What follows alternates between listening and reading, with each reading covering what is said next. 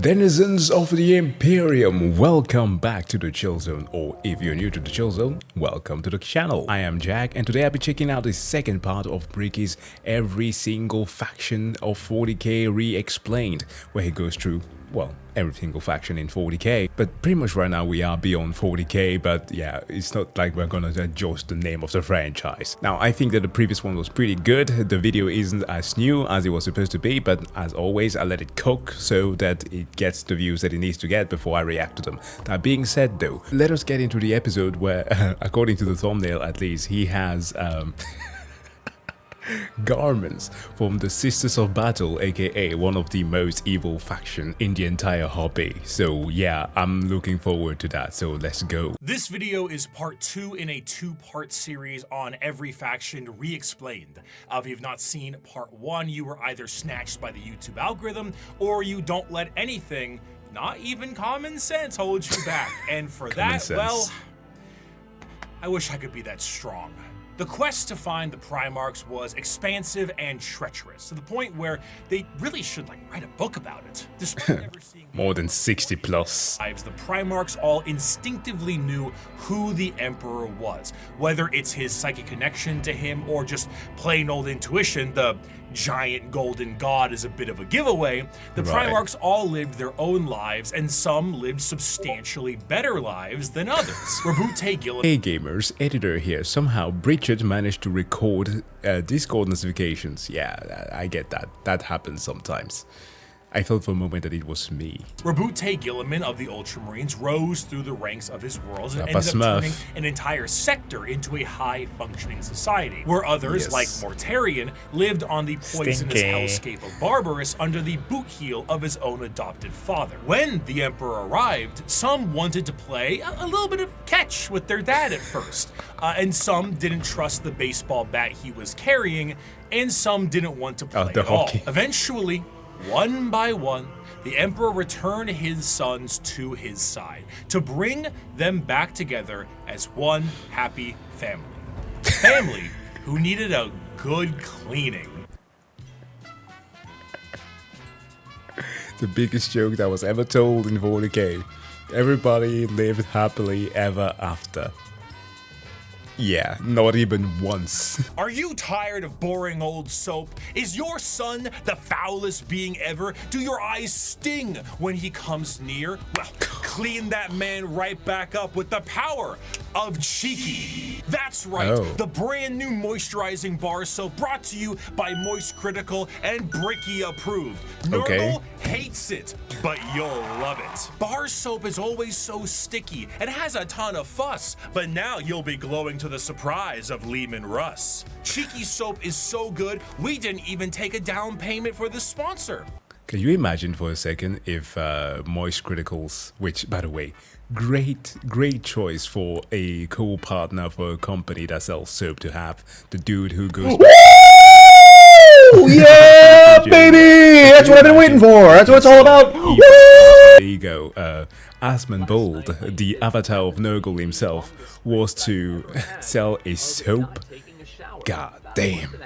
I don't know if it would have been like the best April Fool's joke and or just, you know, a great product. Because the dude is renowned for not showering. That's right. We love this soap so much, we are operating on 100% commission. We are supported purely and only by those of you who buy Cheeky. It is the best bar soap we have ever used. That is not a hyperbole. Your satisfaction is guaranteed. Take it from the man himself. Bricky's right. It's very good. Enjoy a multitude of flavors, including lo-fi lavender, pulp Francis, all the emotion that we needed, grass, and absolute cinnamon. Cheeky alone has made me swap back to bars.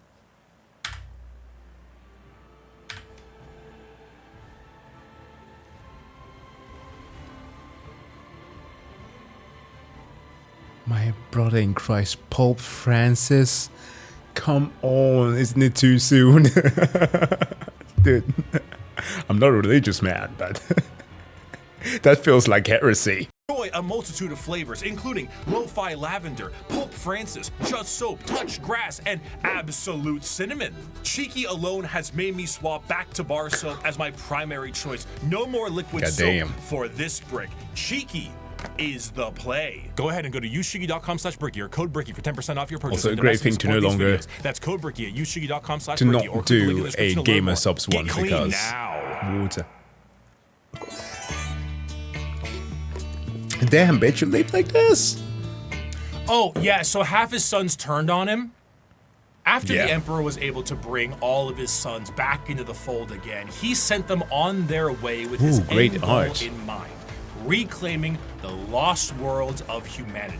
Each of his Primarchs fanned out across the galaxy to accomplish this goal, but the one they were expected to report to was his favored son, and the first one found, a legend, which was Horus. Horus was great to the title of War Master, and he certainly lived up to Big E's expectations, which were very specific and set by Big E himself to all of his sons. However, either intentionally or not, the Emperor did not mention to his sons some of the more chaotic aspects of the galaxy. Horus himself, while in the process of reclaiming a more advanced human world, was informed of the existence of chaos gods, a factoid that Horus initially did not believe. To him, it was a bit unfathomable to think that his father would omit such significant information on the inner workings of the galaxy. However, he soon realized this was the truth, and this betrayal was unacceptable.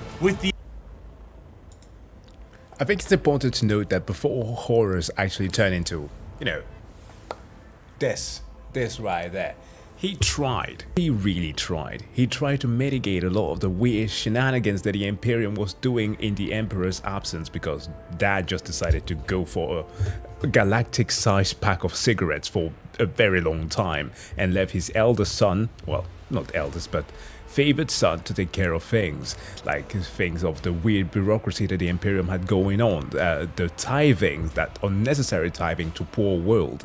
He was trying to conquer things, not always through sheer violence, but actually diplomacy. He was a scholar. He was urging even the most violent members of his group, the Mournival, featuring the likes of Ezekiel the Loser Abaddon, to not just completely, you know, throw hands all the time. So the galactic-sized frustration of things being asked backwards in the world that he thought his father had control over would inevitably kind of tick him off. And then, of course, you add into the mix that there were chaotic forces and him being corrupted by a sword that pierced him and all that. Yeah, it was just a weird cocktail for failure. With the astronomical weight put on his shoulders and his father immediately leaving it all in his hands, combined with the slow corruption of his mind by those closest to him, he began to change his tune. Horus began amassing a following behind his father's back with several other Primarchs and began to formulate plans to usurp him from his throne on Terra. While this was occurring, Magnus the Red tried to FaceTime his dad back on Terra, and that resulted in the shattering of a protective barrier between Terra and the demons of the warp. Due to this damage, the Emperor was forced to sit on the Golden Throne to assure that it would continue to function. Ultimately, half of the Primarchs would fall to chaos, and the remaining half would fight back viciously against their brothers. Horus eventually gained the upper hand and arrived in orbit above Terra itself, and after antagonizing his father enough, the Emperor temporarily removed himself from the throne, strategically putting his old friend there as a seat warmer, and went to confront Horus himself on the Vengeful Spirit, his flagship.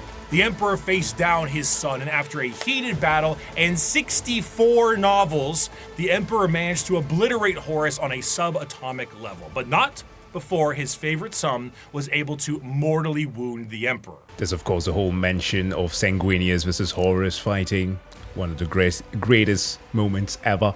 But when it comes to the fight between dad and son, there is this thing that Games Workshop does a lot, which he's likely going to be mentioning, the return of some of these Primarchs, which is that they of course kind of do the comic book type of retcon. Well, not exactly retcon, but they bring back characters whom they have kind of left open for interpretations.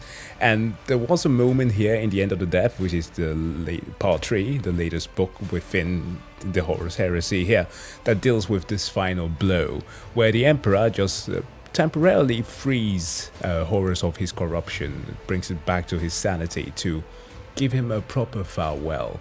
The thing that happens, however, is that he gives a statement that makes it feel as if Horus's soul might still be around. All depending on how it is that you interpret this, it can be taken as in the Emperor is saying goodbye to his son and telling him that I'll see you when the galaxy fades away, you know, the vision of the Emperor seeing his inevitable mission fail of actually bringing the galaxy under humanity's rule and him becoming part of the speck of dust that is, well, in the stars. So like, unlike the likes of the Lion and so on and so forth, I don't think that we're ever going to see a Horus coming back, right? His brother Fulgrim did manage to do that, but yeah, that's a different case. But anyways, back to Imperial propaganda here. Not before his favorite son was able to mortally wound the Emperor. As the dust settled and the traitors fled from Terra, the Emperor's body was dragged back onto the Golden Throne, where it sits permanently to assure that it continues to function. A corpse forced to constantly hold back the horrors of the warp and guide humanity with his pale light. And that light is flickering. From there, the remaining members of the traitors to the Emperor fled to their respective safe havens.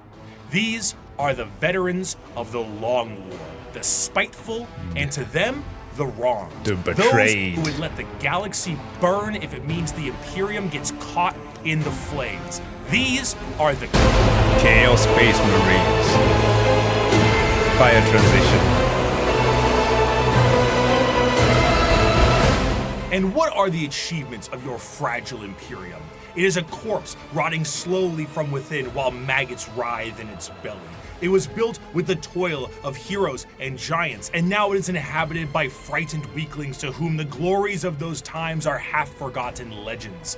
I have forgotten nothing, and my wisdom has expanded far beyond mere mortal frailties. The Horus Heresy saw the collapse of the Imperium as we knew it at the time, and half of the Space Marine legions fell to the ruinous powers. Though the favored son, War Master Horus, was killed and the rebellion ended, the heretical forces retreated to the warp and remain a constant threat to this day. They became stronger. The twisted reminder of what the temptations of the warp may bring, the Chaos Space Marines act as a mirror to the loyal legions, and as time progresses, a bit more than their that. taint further changes them to suit the needs of their patron deity. Though marred and absolutely mangled by the ruinous powers, they are still unmistakably Space Marines in stature and shape, and according to them, they have never been more It's a free. good time. After the heresy, the loyal legions of Space Marines became very strict in their organization, and their separation into separate chapters with capped numbers and other formalities was done to prevent any form of heresy from happening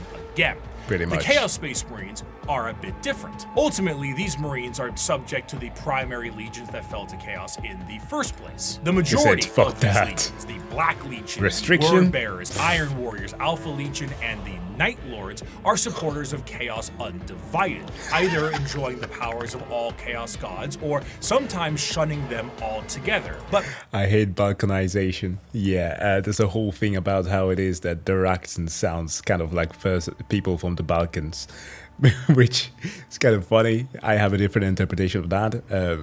A friend of mine used to joke that at least Savitar of the Night Lords is a bit more like a Jerry Seinfeld.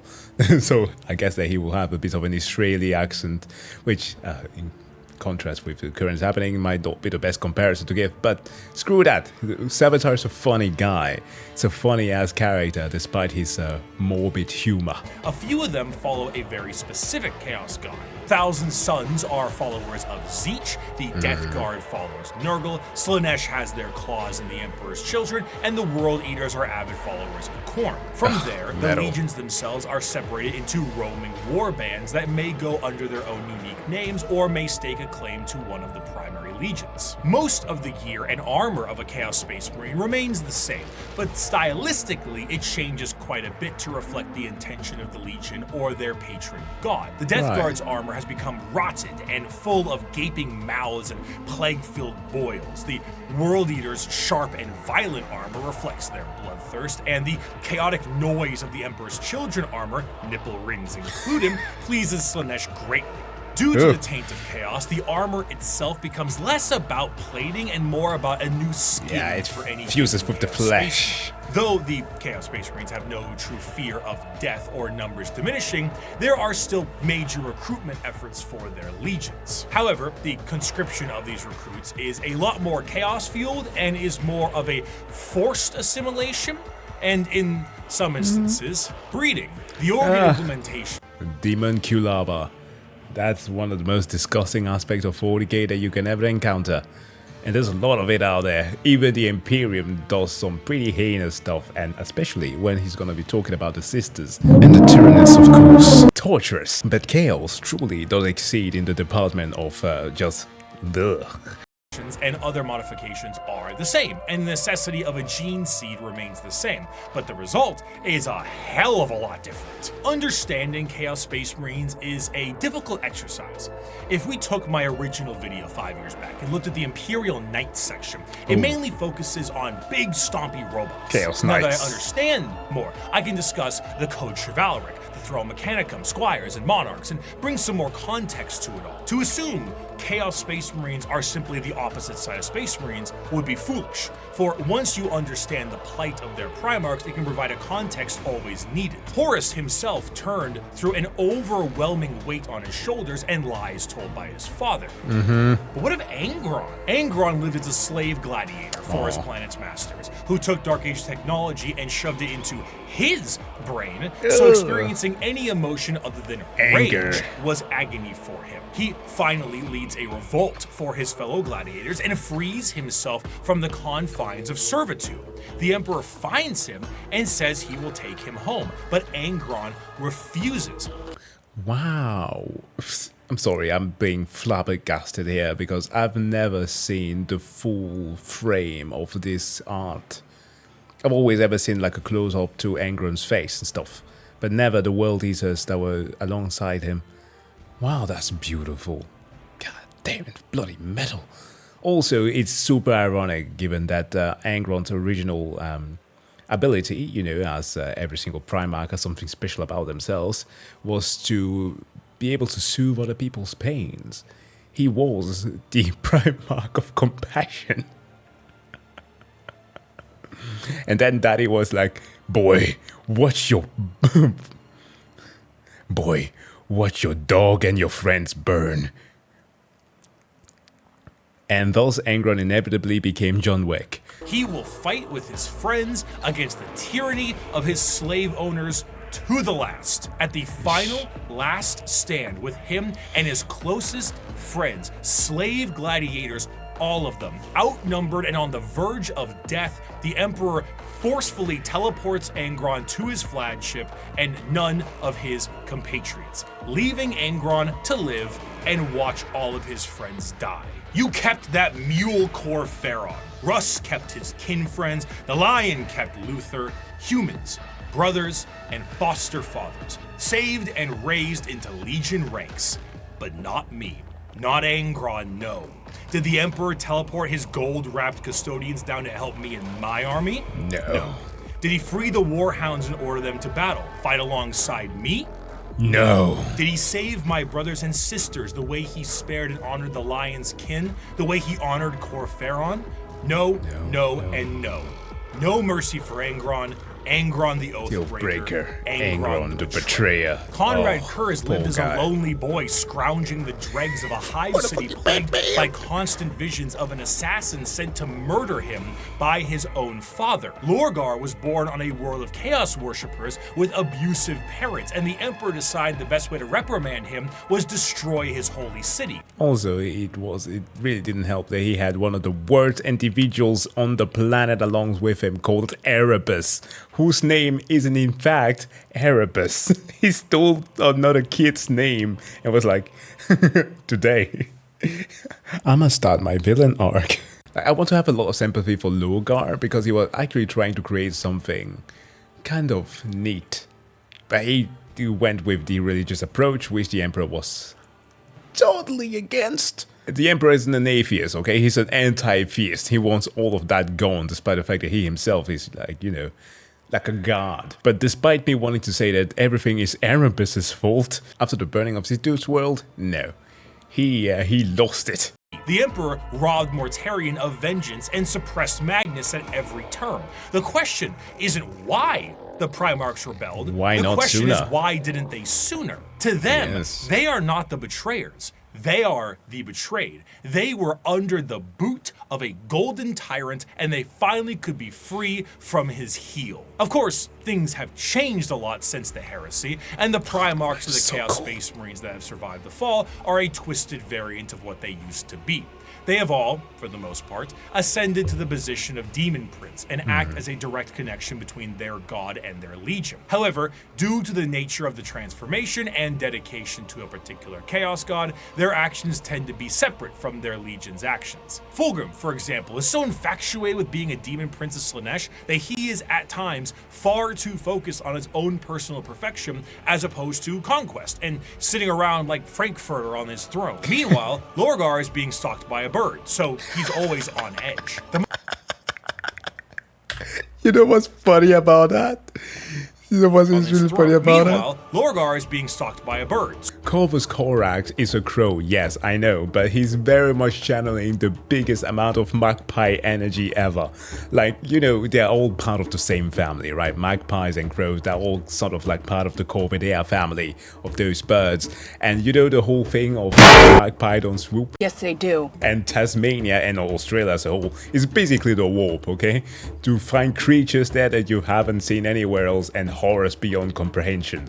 And so, freaking Corvus doing the whole magpie don't swoop, constantly chasing after Lorgar is just a picture that I have in mind right now, and it's freaking great. So he's always on edge. The most adamant against the temptations being stalked by a bird. So he's always on edge. I just noticed they're prepared for my arrival, worm.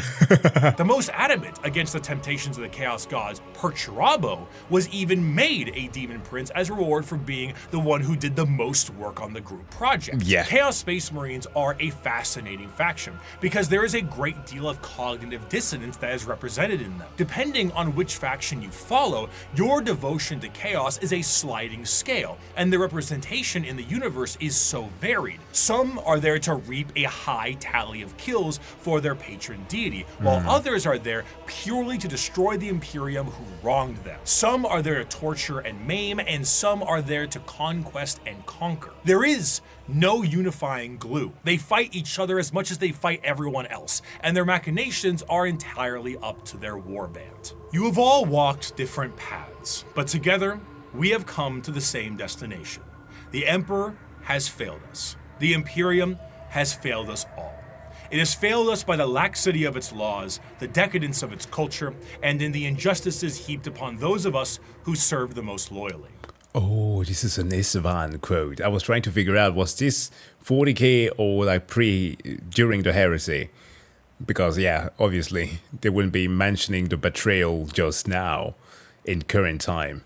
It has failed us by never recognizing our virtues, never rewarding us for the blood we shed and bringing about its ascendancy, and never providing unity when we needed it most. It has failed us by being flawed to its core, imperfect in its pursuit of a perfect culture, and in its weakness against the encroachment of Xenos, breeds that seek to twist humanity to alien ends. And it has failed us, most of all, by being founded upon lies. The Imperium is forged by a dangerous deceit and erodes us all by demanding we sacrifice truth on the altar of necessity. This is an empire propagated by sin that deserves to die. And here on Istvan V, we begin the purge. From these ashes shall rise the new kingdom of mankind, an imperium of justice, faith, and enlightenment, an imperium heralded, commanded, and protected by the avatars of the gods themselves, an empire strong enough to stand through a future of blood and fire. Oh, how far those mices have fallen.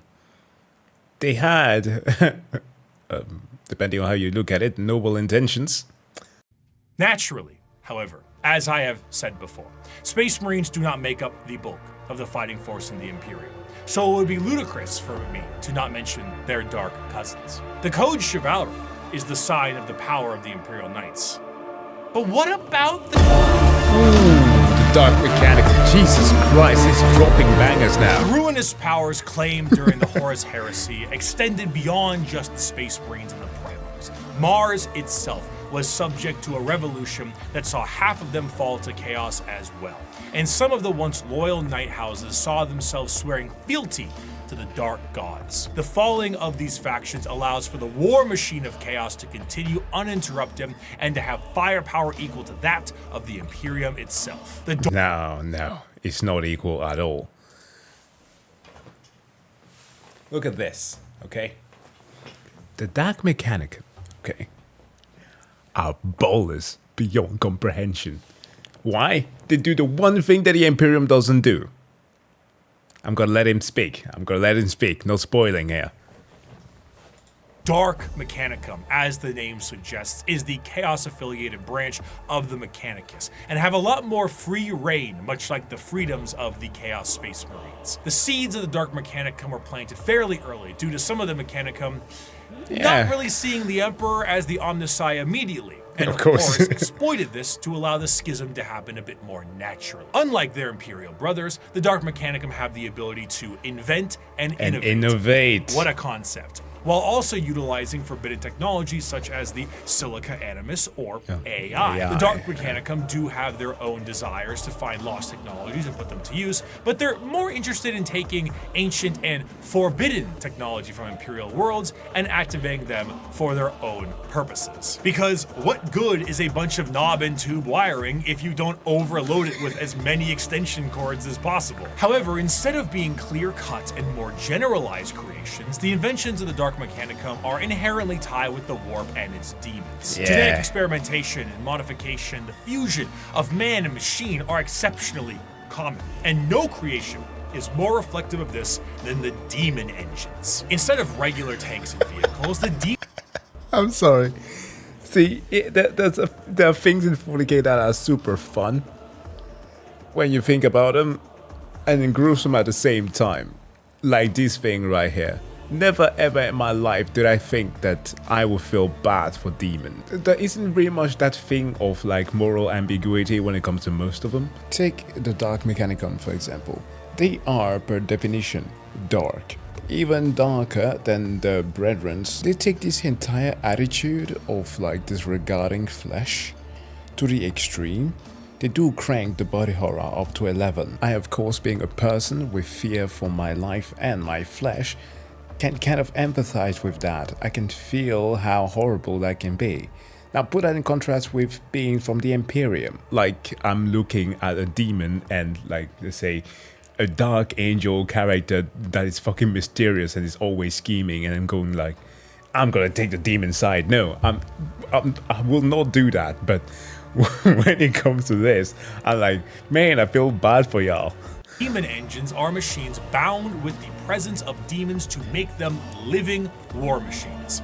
Unlike the vehicles of the Imperium, where a Mechanicus priest may be there to aid in its repair, a Warpsmith sorcerer is there to essentially repair and irritate the demon engine so that it can be a more effective killing machine. In certain factions, like the bitter and siege-loving Iron Warriors, they will lure demons with the promise of glory and easy bloodletting, only to then forcibly trap them into these demonic engines to use as weapons of war against the Imperium. Some lesser gods, like Vashtor the Archifane, is also a contract and arms dealer for the demonic stuff that comes out of chaos. Many demons may sign a pact with Vashtor in the soul forges of the warp, and in doing so are given the weapons of war to kill as much as they can. Should they do so, excellent, you may keep it. Should you not, I hope you enjoy your soul working in the forges for all eternity. That's what you signed with blood and oil. In addition, much like their ties rise in the Loyalist realm, the Dark Mechanicum and the Chaos Knight houses are deeply intertwined. There were, of course, many Knight houses that swore fealty and bent the knee to War Master Horus during the heresy, but a good portion of them had no choice, as they were absorbed by warp storms and corrupted into compliance. Many of these Chaos Knights reflect the very early Dark Age technology Knights with more corrupted weapons. The Throne Mechanicum, which once had a noble sitting and taking control of generations of previous drivers and taming a beast, is now a saddle to a monstrosity of wrath and hatred. The nobles of the Chaos Knights fight to aggravate and bring the machine to their will while combating the corrupted minds of their fallen ancestors. Some of these nobles may do such a good job that they themselves fuse into the throne itself and become one with the knight. If a noble dies, no worries at all. Unlike the Imperial ones that require a pilot, a demon can hop into the cockpit and control it instead. The Night Worlds also see full corruption as well. Where there were once peasants, there are now cultists, and the goal of the Chaos Knights are just as chaotic as the gods they follow.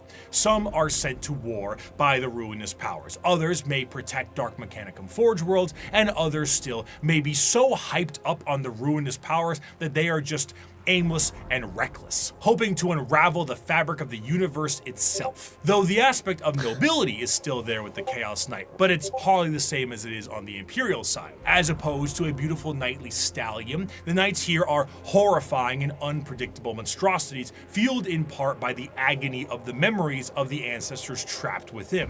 Bruh, the designs are so fucking sick. Look at them, man. Coming up from like a sea of blood. Yeah, some of it is water, but most of it is blood. Invasion by a house of Chaos Knights is a horrifying thing. One might ask, how do knights enter the battlefield? Normally they can be deployed via dropships the standard way, but Imperial Knights can be deployed with a drop keep. A gigantic knight keep with like towers and stuff will hurtle towards the surface like a drop pod and be slammed into the ground with an excessively thunderous crash. Then, massive drawbridges slam down, banners unfurl, and huge horns play the song of their people as these lumbering robots charge out of their, again, drop keep to fight for the Imperium. Bruh, it's crazy. The one thing is to know that you have the likes of the sisters who are dropping churches on people. It's like freaking burning Notre Dame. Attack! Just bombarding people to the tune of French noises. But having an entire keep. Drawbridges and all. Oh man, that is so 40k. So imagine what a warp-fueled version of this could look like. Oh, it's worse. If you get the opportunity, you should kill yourself.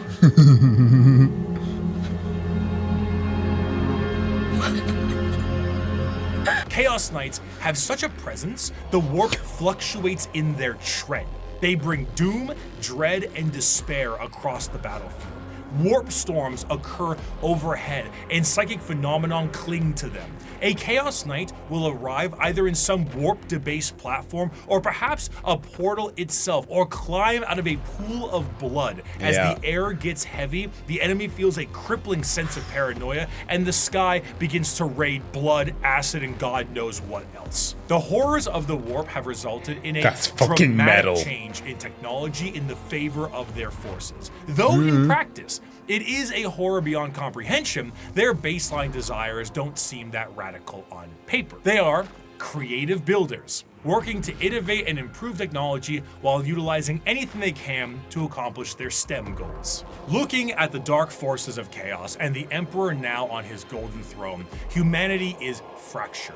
The Emperor himself is the guiding light for warp travel for humanity, and in being that exists as a beacon for the entire species. Without him, things would get somehow worse. Therefore, he needs his protectors.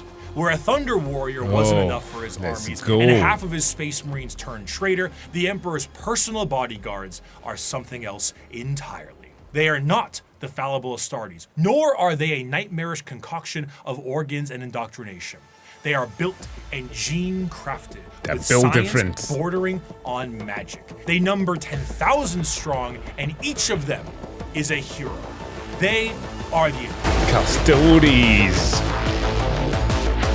Dude, these transitions are great. Rare is the battle where an emperor's custodians outnumber our foes. We are ever beset, surrounded upon all sides by heresy and foulness, just as is Terra itself. Yet, like the throne world, we stand resolute, indefatigable, indomitable. Let the enemy come. Let them darken the horizon with their numbers. Still, we will prevail. Bro, indefatigable is truly the word for these guys.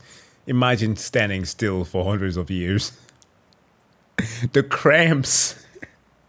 The cramps. The Emperor sits rotting on the golden throne. His talons remain sharp. The Talons of the Emperor was the name given to the most elite forces at his disposal. The left hand of his talons comes in the form of the Sisters of Silence, psychic blanks that scour the galaxy to claim souls, to fuel the Astronomicon in the form of the Great Tithe. 1,000. Oh yeah, I totally forgot. They are the ones who carry that job, providing the sacrifices for the Emperor. Psychers sacrificed daily to keep the Emperor of Mankind alive, dragged into the black ships of the Silent Sisterhood. The right hand of the Emperor's protectorate, his golden bodyguards that serve him and only him. These are the Custodians. While the members of the Space Marines went out to take back the galaxy, the Legio Custodes stood back and kept a close watch over the Emperor himself. The Custodes are, in a sense, similar to Space Marines in that they are genetically modified super soldiers clad in power armor, but that is where the similarities stop. Their genetic makeup seems to be made from the Emperor himself, or at least something quite close. And the precision of their creation predates the development of the Space Marines and even the Primarchs. Unlike Space Marine recruitment, where there's a process undertaken when a subject is at least somewhat grown, a Custodian's process begins at infancy.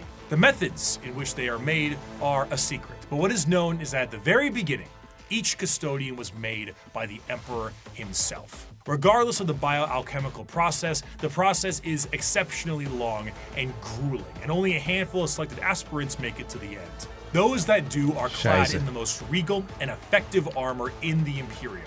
Commonly, a Custodian is seen carrying a Guardian Spear, an utterly yoked up version of the stabs the Praetorian Guards of the Emperor in Star Wars had.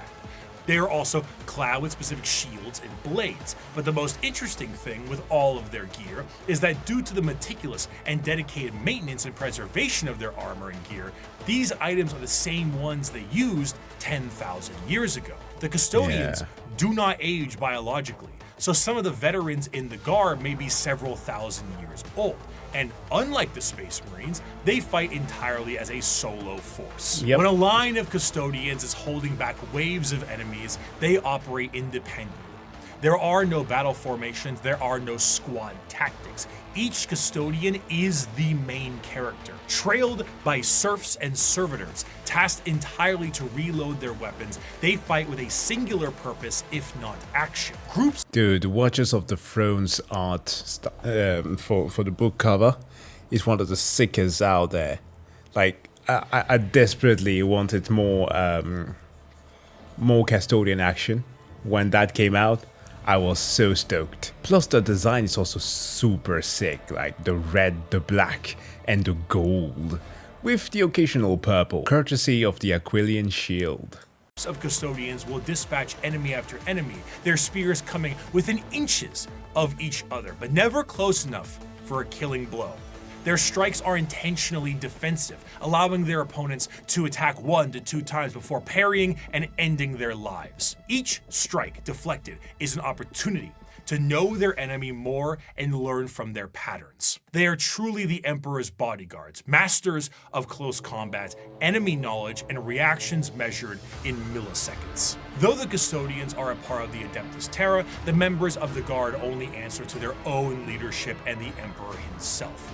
The leader of the Custodes is known as the Captain General, and individual squads of Custodians are overseen by a shield captain. As their focus is on the Emperor, their command center is located within the Imperial Palace. The Tower of Hegemon serves as their primary base of operations, but there is a dedicated elite guard of custodians known as the Companion that stands 300 strong by the Emperor's side. In total, the Custodians are 10,000 strong, and when a member retires, their name is added to the Hall of Names. And vanish NFL across jacket. the galaxy in a cloaked disguise to serve as eyes and ears for the Imperium. Despite their numbers and their strength, the members of the Custodians do not consider themselves to be soldiers or warriors in any way. They see themselves strictly as the guardians of the Emperor in all facets of his presence. This extends beyond the physical. Custodians believe they represent the guarding of the Emperor's ideals and philosophies too. Their gains are both physical and literary. They are the protectorates of everything the Emperor stood for, and in doing so, the Custodians are also artisans and scholars, in addition to being the Golden Guard of the Golden Throne. However, due to this nature of being protectorates, they have a very strong view when it comes to the Space Marines and the Primarchs. The Emperor himself had insinuated many times that once the galaxy was brought to heel, that there would be no need for the Space Marines anymore, and they were to go the same way that the Thunder Warriors went before them. The Custodians were meant to be the judge, jury, and executioner, which they were way too happy to do. For some of them at least, witnessing how one half had betrayed, some of them were like, bruv, listen, we are your guardians, okay? Big E, sorry, I keep on thinking about, Alfabusa series, and the Emperor's voice remains that. It is canonically that in my head. But Big E, we are your guardians, but your sons, fuck them kids. Of this will, and are biologically designed not only to be able to take down Space Marine with ease, but to be able to go toe-to-toe with the Primarch as well. During the Heresy, the Custodians mused on how suspiciously easy it was to kill Chaos Space Marines, as if they were trained and made for that explicit purpose. Constantine Valdor, one of the closest advisors of the Emperor, was asked if he ever disagreed with Big E on something, and he said once, with the formation of the Primarchs. I feel I do my best, but they don't. Let me ask you a very fair question. What do you do successfully? Quickly.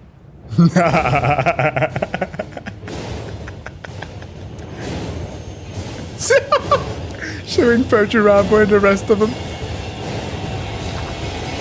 I hate that every time we're in Untucked, the conversations are about me. And That was a good skit. Oh my god, that was good. And it's true. He took way too long to do anything whatsoever. That's essentially the reason why the Emperor got so pissed at him initially. Sent out Malkador and Robute to, just pay him a visit. besides the trained distrust for Space Marines, the Custodians also have evidence for their distrust. The Horus Heresy saw half of the chapters fall to chaos and turn traitor against the Emperor.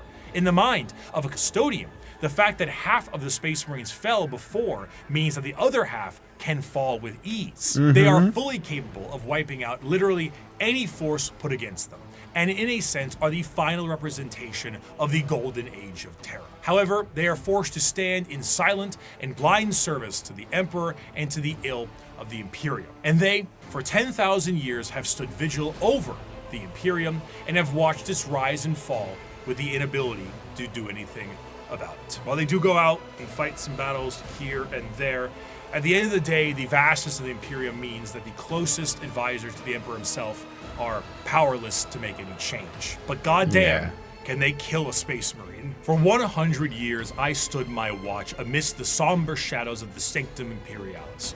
I was still as a statue, but always ready, always attuned to dangers unseen. Days, months, years passed by in a frenzied blur beyond those walls, yet within, little moved and nothing changed. For 100 years, I did not but wait, yet had any threat appeared, I would have struck it down in a heartbeat. For 100 years, I stood my watch, and as it ends, I can tell you this: patience is a weapon. Of course, a threat directly to Terra itself would appear to be something foolish. It's in the deepest parts of Imperial space and is one of the most defended bastions in the galaxy.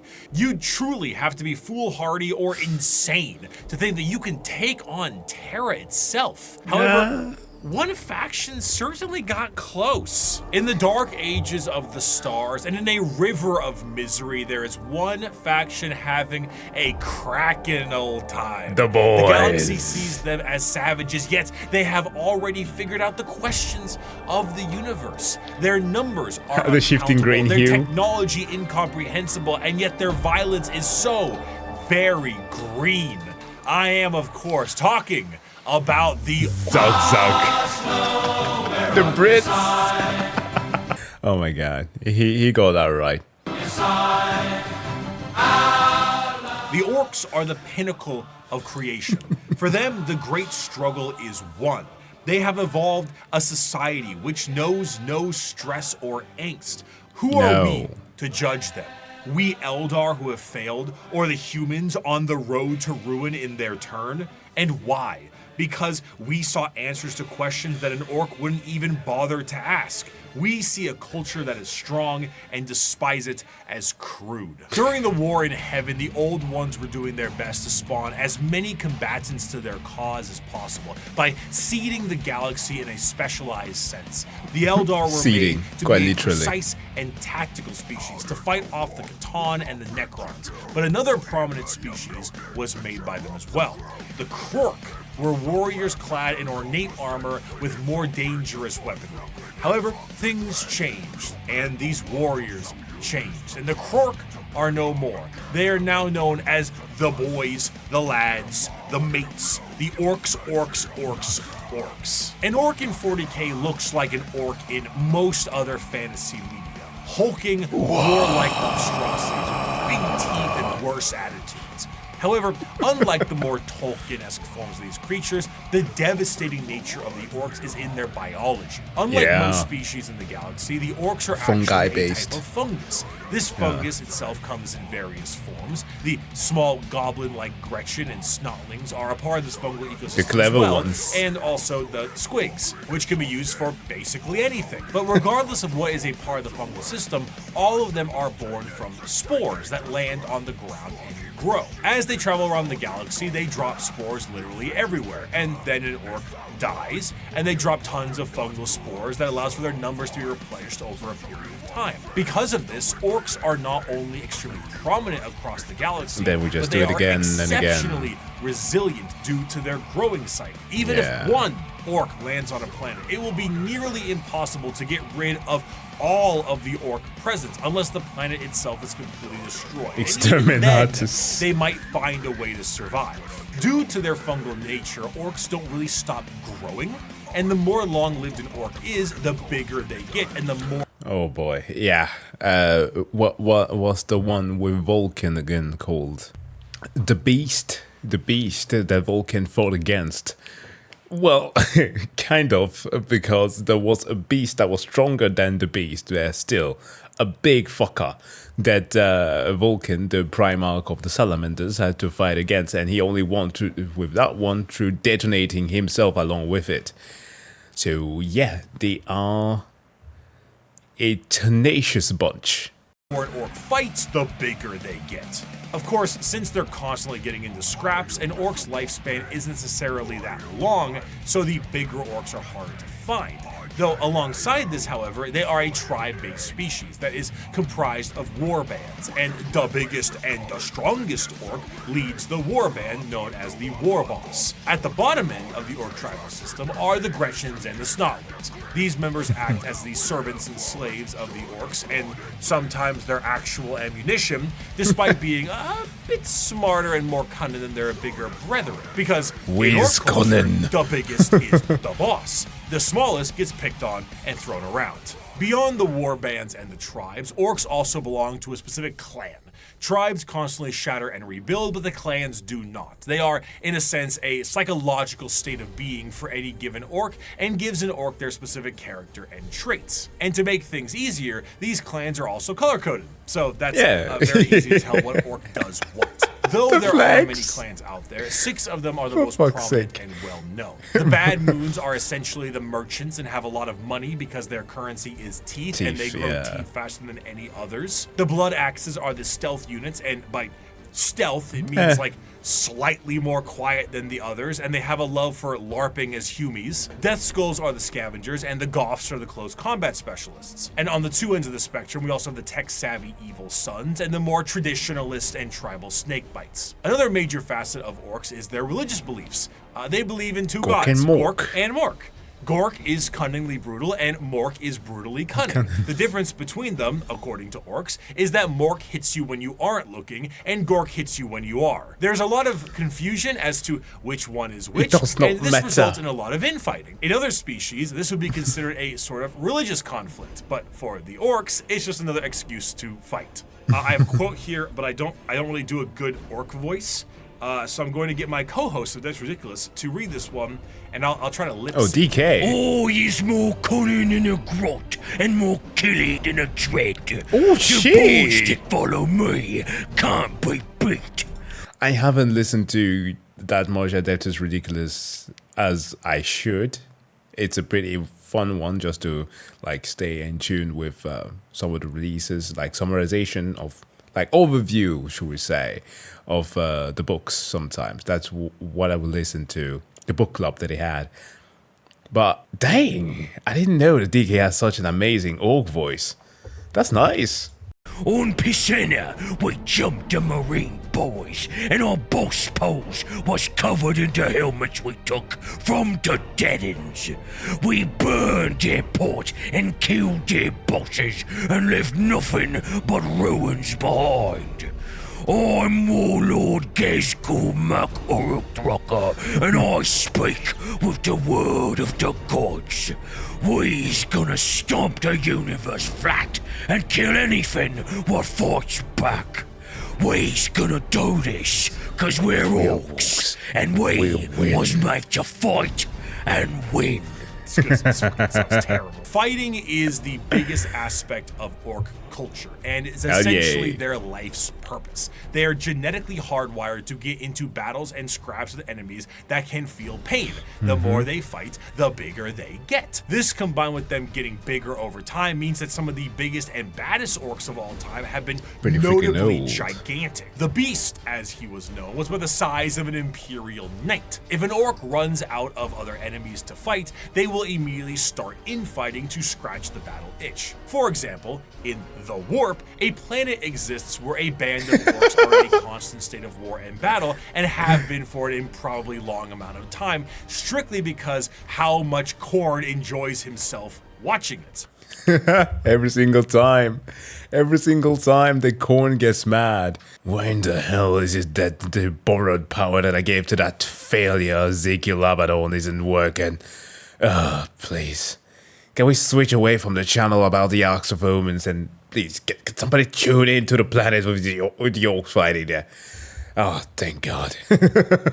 Why is it that Khorne sounds like a very pissed off uncle? For some, being trapped in a perpetual war planet for all eternity would be a fate worse than death, but to the boys, this is heaven. In the event of a particularly big battle, a massive amount of tribes and warbands will unite under what is known as the Waaagh. The concept of a Waaagh covers a few bases. The first is the group aspect of the massive green tidal wave of orcs fighting for the same cause, the cause being the second base. But the most prominent aspect of the Waaagh is the psychic aspect of it. Remember how the old ones made the Eldar and all the Eldar are psychic?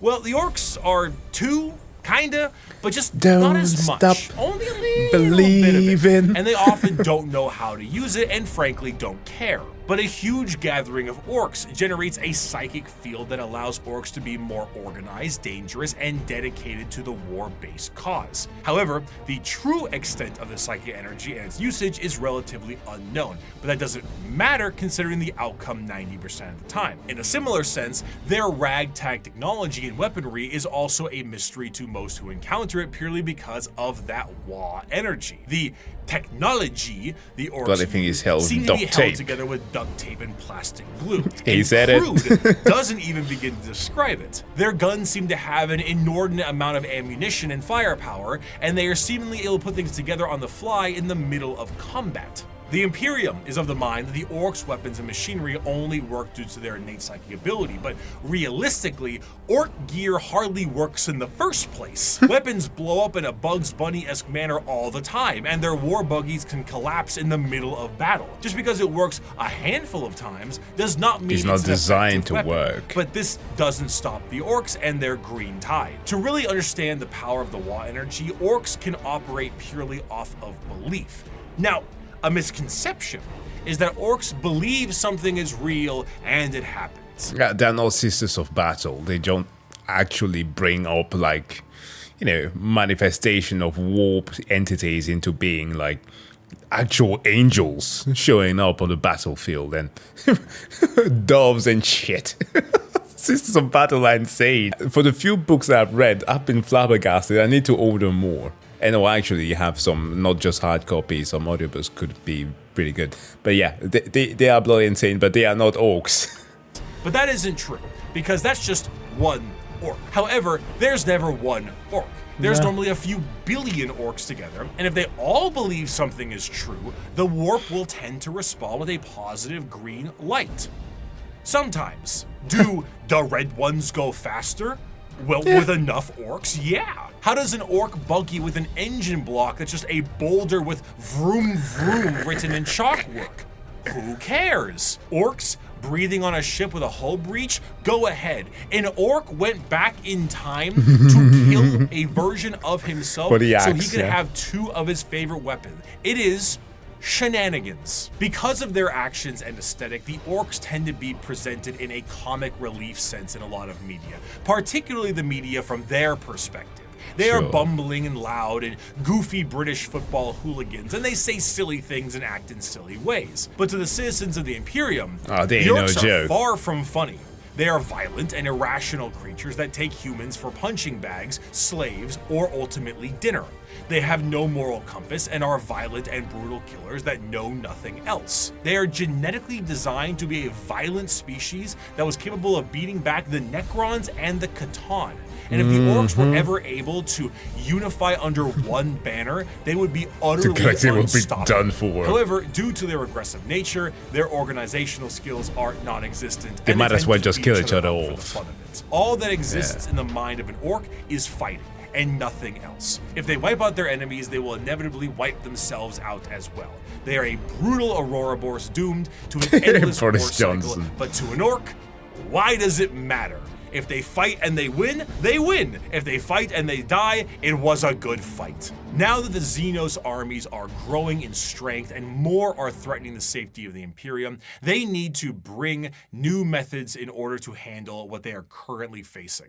The Emperor is on the Golden Throne. Half the Space Marines are traitor and they are beset from enemies within and without. So now the Lords on Terra must prepare for anything possible and sometimes the impossible. For that, they take to the stars to explore and expand. They recruit assassins for priority eliminations. They train a galactic police force and a secret police to root out any and all heresy.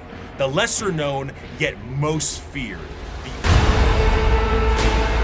Agents of the Emperium. This will include the Inquisition, eh? I carry with me an inquisitorial seal. It is a small, unassuming object contained in a neat box of Pluvian obsidian.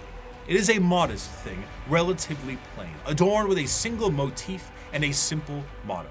Yet with this little object, I can sign the death warrant of an entire world and consign a billion souls to oblivion. Where the Imperium may see its justice dealt out by the hands of its armies and the gauntlets of its Astartes, when one needs eyes, ears, or both cut out, it looks to the agents of the Imperium. In a meta sense, these agents are a homogenized version of multiple factions from the original video 5 years ago. They comprise multiple aspects of the wide and all-encompassing armies of humanity and serve different roles. Whether it be the law enforcers of the Adeptus Arbites, the Arbites. Dude, they're so fucking cool. I seriously cannot believe that growing up, after watching the sequel there to Dread 3D, well, it's not very much of a sequel to the previous one with Stallone, but it's its own thing. And not realizing that the psychic ability that were emitted by the cadet there, that it was obviously a thing that was a reference to being a psyker. I don't know why I didn't realize that. Because I knew what 40k was before actually getting into the franchise, obviously, because you couldn't avoid minis. And the Arbites were obviously a part of it, but yeah. This is so fucking cool. Space police. void-faring explorers, of rogue traders, the invisible hand of the Assassinorum, or the hospitality of the Emperor's Inquisition. Each has a part to play in the God Emperor's domain. Rogue traders are a great example of a somewhat undiscussed part of the Imperium. They're free. Its nobility. While you may see the general Imperium as a totalitarian hellscape, because it is, this is to those under the boot of the nobles that run it. Rogue traders are a special kind of explorer, and their existence is extremely important to the function of the Imperium. A rogue trader is often an extremely special individual and is given the monumentally sized warrant of trade, allowing them to be given almost complete and utter freedom. Their task is simple: to chart the uncharted, learn the unlearned, and do whatever they can as an explorer and conquistador for those back on Terra. This information is, strictly speaking, invaluable. Whether a sector can be settled and colonies built, or precious rare resources exist on a floating asteroid can be mined, or a long-lost Imperial world from the Age of Strife is recovered, it's all absolutely imperative. And the crazy thing about them is that very much like the game that he's showcasing here, Rogue Trader by Owlcat. Check it out if you haven't played it yet. The crew can be comprised of even entities that the Imperium would, on the typical means, not very much approve of. So yeah, these guys are bowling. Rogue traders are faster than any other kind of Imperial armada, and therefore chart the direction of the entire society. Because of this, rogue traders are given a substantial amount of freedom. They have a ship and a crew of specialists, and can do things that would see any normal person shot. They can barter deals and even recruit Xenos races. They can explore areas strictly prohibited, and they can earn a vast amount of wealth and riches in doing so. This tends to make rogue traders a very long lineage, and their heirs take up the mantle of their house. By being explorers, they become fabulously wealthy, and some can become quite the assholes while doing so. But truly, much like a night pilot, a rogue trader is an exceptionally rich individual who can back it up. They are master swordsmen, explorers, merchants, settlers, diplomats, and everything in between. They chart a course, and they set the grounds, which means they will need someone to defend them, and the prime choice for that can be the Adeptus Arbites. Now, the Arbites are cops, Judge Dredd-style cops, as their inspiration clearly shows. Each planet will have their own members of local law enforcement, and most of them will settle many of the issues there and then. But when something requires a far more in-depth peacekeeping force, we ordered them boys from Birmingham. Think local police versus the FBI. Arbitrators in the Arbites tend to focus heavily on stopping crime before it can become too much of a threat. A criminal gang or heretical uprising can be subdued quickly and efficiently by utilizing them and dealing with soon-to-be criminals, as they put it. They will tap into communications, create spy networks, do interrogations and sabotage, anything that helps the good of the Imperium and the law they seek to preserve. The code of the Arbites is laid out entirely via the Book of Judgment, a gigantic library of pages showing every single law from every single High Lord of Terra in the history of the Imperium. Because the Imperium is so vast, Hundreds of laws are added every single day, and the library continues to grow with more and more laws and judgments. While Arbites themselves carry a small version called the Book of Law on their person, this does end up creating a system where the unjustly prosecuted will never escape their prisons. If an innocent is wrongly convicted, any form of legal counsel will need to go through the Book of Judgment to help get you out. Often these prisoners require hundreds of years of litigation in which they will eventually expire before they can be deemed wrongly convicted. Innocence is irrelevant. You have been judged guilty of transgressing the Lex Imperialis. Do not compound your guilt by evading punishment, as there are greater crimes, so are there greater sentences. Of course, should something go out of the hands of the Adeptus Arbites, there is always the silent hand of the Officio Assassinorum to take their place. Naturally, the Emperium has assassins, and these assassins are sent to dispatch important figures that will They are all so fucking hot. Men and women alike. not normally be handled by simply sending waves and waves of guardsmen at it. The Assassinorum is headed by the Grand Master of the Assassinorum, who is a High Lord of Terra and perhaps the shadiest individual in the entire galaxy. At his disposal are multiple types of assassins that all specialize in various things. Their training is extreme and absurd. Aspirant children are often subjected to Hunger Games style combat with each other on the ride over to the temple. Then you get low gravity, high pressure, traps, horrendous physical and mental strain, and everything in between. Then their minds are wiped, Battle Royale, and the real fun begins. An Imperial Assassin is nothing to mess around with. They are some of the fastest moving and hardest hitting things the Imperium has at hand, and can go toe to toe with Space Marines depending on which temple they are from. Some, like the Vindicares, are master snipers who lie in wait for weeks, days, or even months just to get the perfect headshot from 5 kilometers away and disappear.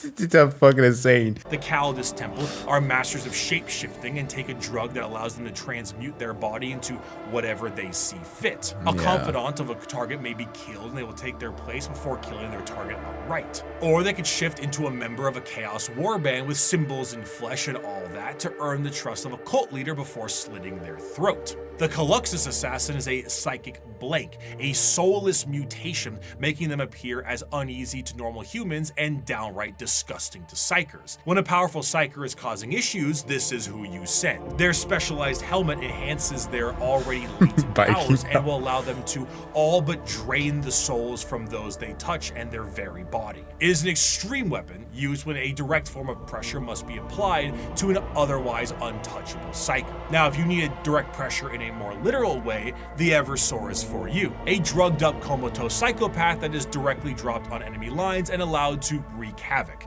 killing anything and everything it sees in a blaze of movement and blood before it inevitably dies and causes a plasma explosion on its demise. There are other temples as well. The Vanus Temple, I think is sort of cyber hacker. The Venomim Temple, specializing in poisons. But all in all, assassins move with their skin-tight body gloves with a speed unmatched and force unexpected. One of the best assassin novels puts a Vindicare, Calidus, and Vanus to infiltrate a night world, kill the High Monarch of the Night, who is permanently stuck in his giant robot knight, install a new ruler in his stead, and make sure nobody knows the Imperium did it. Their missions are insanity, and their tasks impossible, and they do it anyway.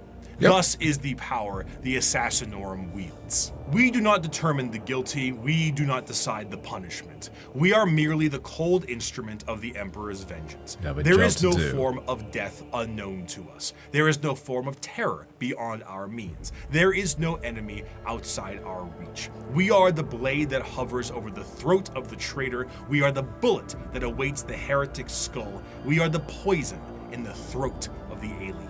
However, despite the prowess of the traitors, the police, and the assassins, there is one that stands above all. As the Imperium settled into its post-Emperor world, they needed a force to root out corruption wherever it could be found. But they needed specialized individuals who could do so. Men and women who would serve as detective and executioner. This new secret police would have unlimited authority, and they would be known as the Inquisition. Inquisitors of the Inquisition are one of the most feared individuals in all of the galaxy for the common members of humanity. Trained in the most difficult of conditions and mental hardening, they have long closed their minds to the compassions of those they deem guilty. Inquisitors are, for the most part, detectives, but they are detectives whose authority is unmatched and actions justified by the state itself. Similar to the KGB, the Gestapo, the Stasi, the OVRA, but unlike those organizations, the Inquisition has far more authority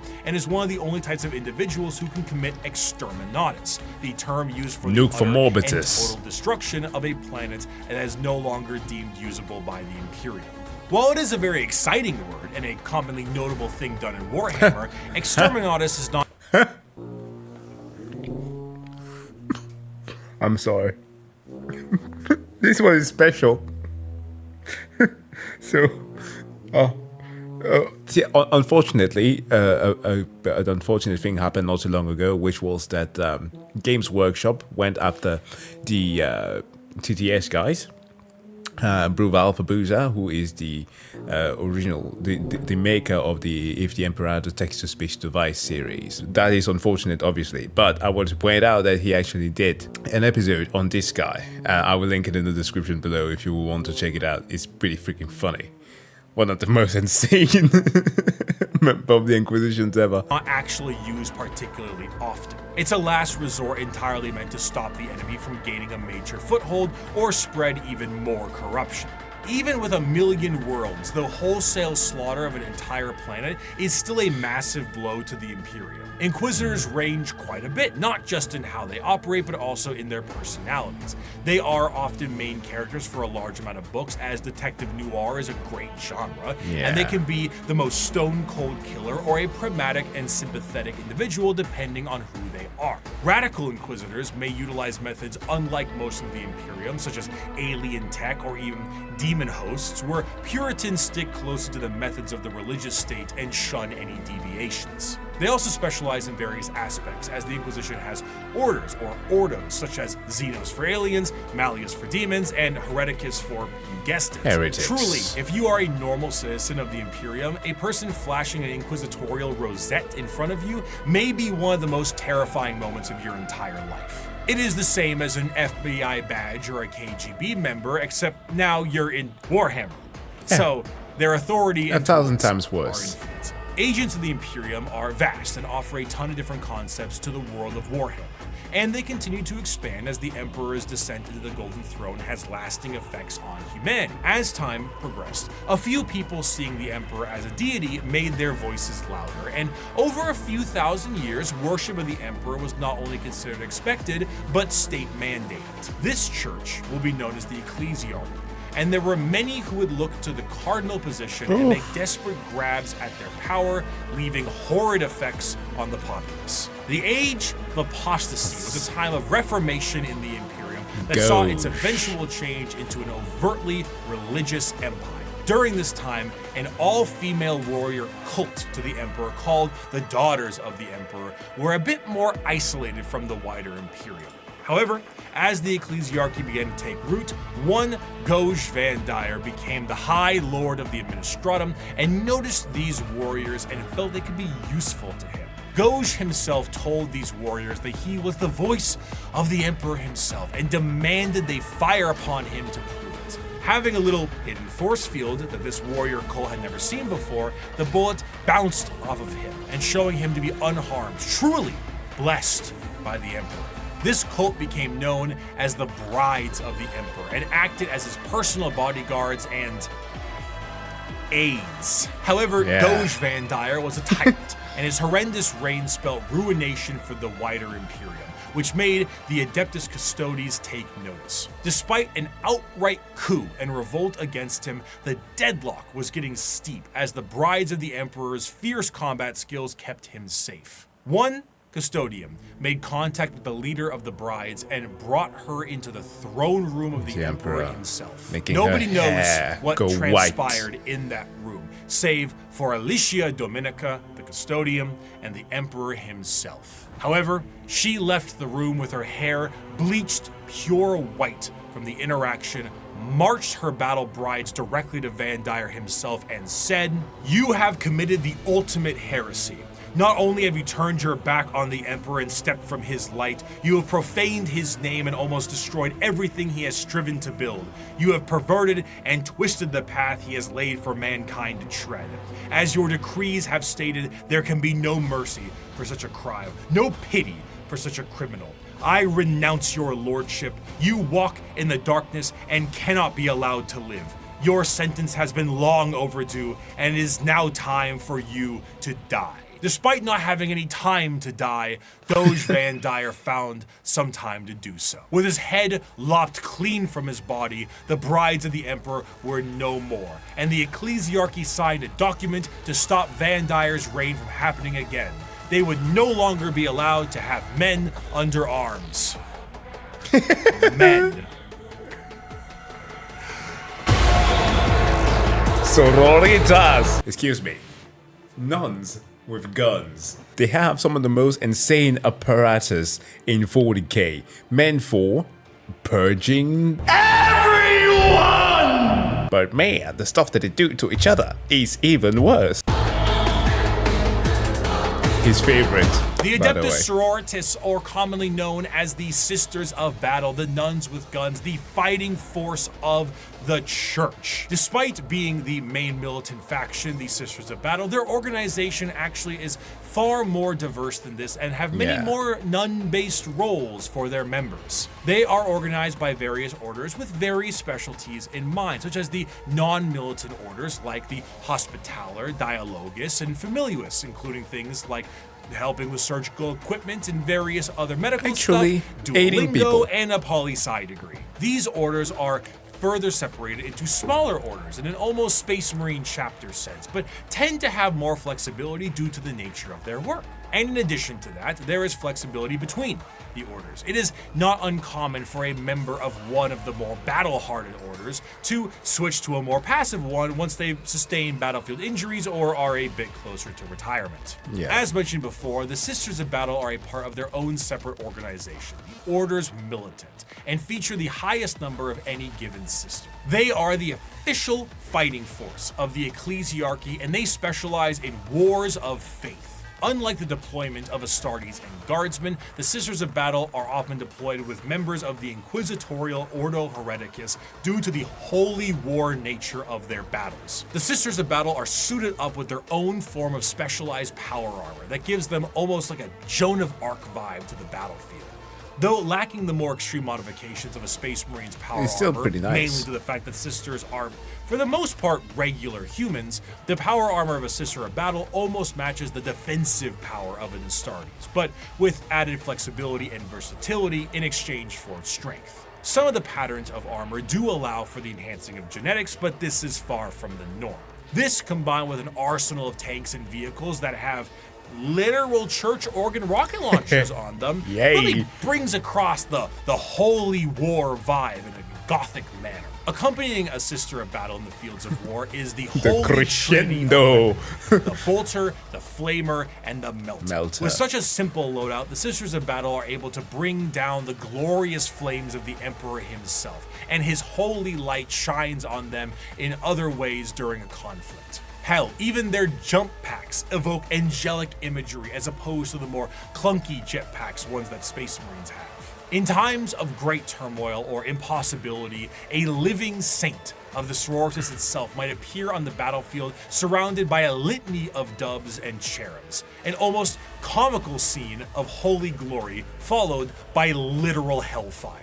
The Sisters are a fascinating organization because they take what is normally seen as a benevolent force and turn it on its head to be a horrifying method of war. Because the Sisters are so zealous, they are nigh impossible to persuade and almost never fall to chaos. In fact, any deviation from the Imperial faith may see you killed outright as you are deemed a heretic, and sometimes Sisters have even less patience than the Inquisition does. To the Adeptus Sororitas, no punishment is too extreme for blasphemy and heretical behavior. Whether it's lobotomizing traitors to use as shock troops or attaching them physically to agonizing pain engines so they can die for the Emperor, anything goes. Yeah. The most fascinating part of the Sisters, however, is their faith. We discussed how Orks often make things happen through belief because of their sheer number of them.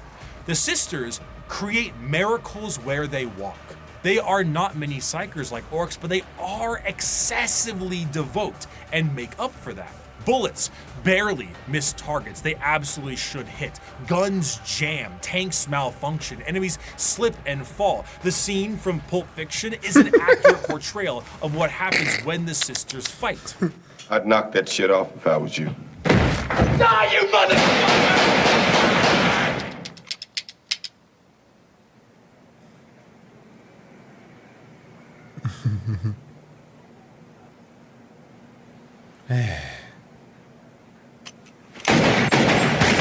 One of the most prominent figures is the Triumph of St. Catherine, a literal open casket with the saint of a Sisters order held aloft by lobotomized servant cherubs and protected by bodyguards of the faithful. The devotion to the Emperor swells so strong that acts of faith are made manifest, and sometimes angels themselves. When the Sisters go to war, they have thundering organs and litanies screeching out into the battlefield, hymns and songs. They rabble off prayers on their lips and burn holy fire across the area. They spray holy water down from horns atop their vehicles. It is They sage the battlefield. Holy war, a procession of death. Saint Celestine is an undying deity, arriving precisely where she is needed and returning to The Emperor's own demon. death. When she dies, she sees a crying young girl atop a mountain of bones. Her bones, after every one of her deaths. She climbs this mountain every time to help comfort this crying child and is rebirthed upon the battlefield. And one day, her deaths will create a mountain so large that even she will not be able to traverse it. Is she a demon of the God Emperor? Perhaps, but she'll be shot for saying so. She is genuinely and literally faith made manifest. Some Sisters may make a mistake, however, and find themselves questioning their faith, disobeying a command, and even leaving their order. These Sisters are sent for reconditioning and are known as the Sisters Repentia. They generally face the front of the line head on and seek retribution and forgiveness from the Emperor himself. Though their actions were heretical, repentia on the fields of battle is an indication of an individual wanting to become forgiven. They run aloft with torture devices attached to their bodies and a chain sword the size of their body, completely armorless, to determine if this is how they die. Look at that. Look at that shit. Look at that shit. Oh, gosh. No, just shoot me. Just shoot Adeptus to get a spot back. That's stuff ain't healing. You'll be eating from a tube for the rest of your life. Yeah, no. Or if the Emperor will forgive them. And this is level 1. This is level 1. Even the most famous champion of the Sisters, that Saint Celestine, was a Repentia. Even she questioned her faith. And if she can do it, so can you. Just don't run away again. They don't really do third chances. The Sisters of Battle are martyrdom-enthused zealots that create miracles in their tread. Their devotion is boundless and also a direct source of their power. A whole army of power-armored soldiers shooting, burning, and melting all in their path is bad enough, but it enters a whole different level when God is on your side.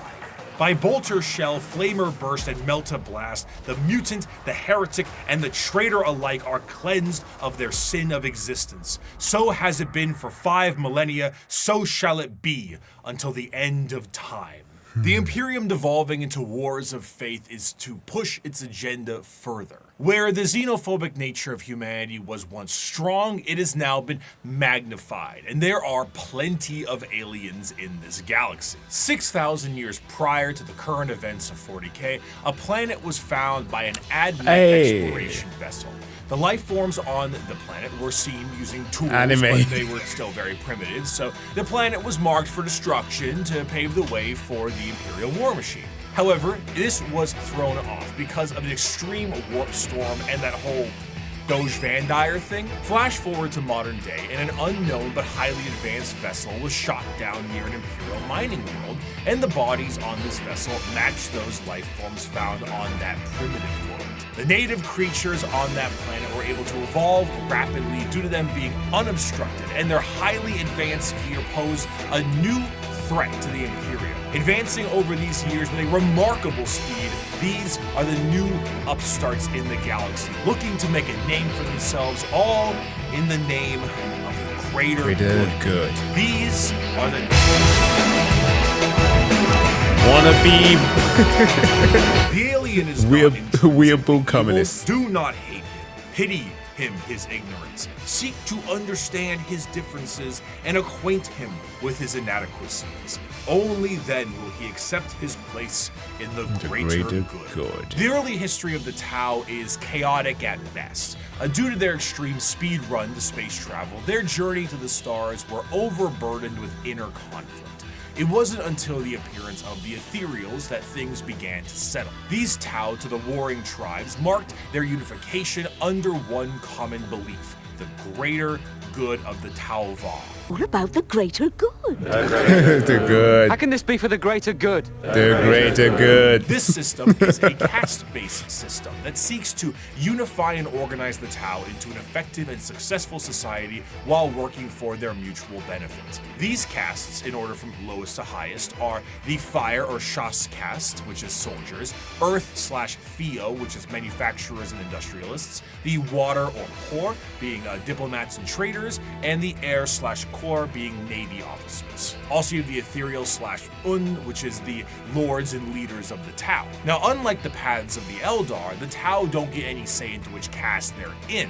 It's determined upon birth due to inheritance from a parent. Trying to deviate from your caste or trying to do tasks or even use tools assigned to another caste is a grievous crime against the Ethereals, and those guilty of this crime tend to be sent to re-education camps, which sounds not so greater good, but a greater good than the good that the Imperium sees as greater. The guidance of the greater good also encourages the growth of the Empire through the absorption of other races and cultures. The expansion of the Tau Empire is split into spheres of time. So far, there have been 5 spheres of expansion, with a 6th one being planned in the current timeline. The first 2 spheres saw the Tau move beyond their homeworld and settle new planetary systems, known as Seps, and absorb multiple races into their ranks. But the 3rd sphere is where we see the Tau interact with the Imperium for the first time, which went about as well as you think it did. The Tau, as mentioned before, are highly advanced compared to some of the other species in the galaxy, and their military tactics are highly precise. Instead of the Imperial methodology of throwing everything at a problem, the Tau carefully assess any battle and take as many precautions as possible. Commonly, you will see a Tau warrior in a heavily modified battle suit with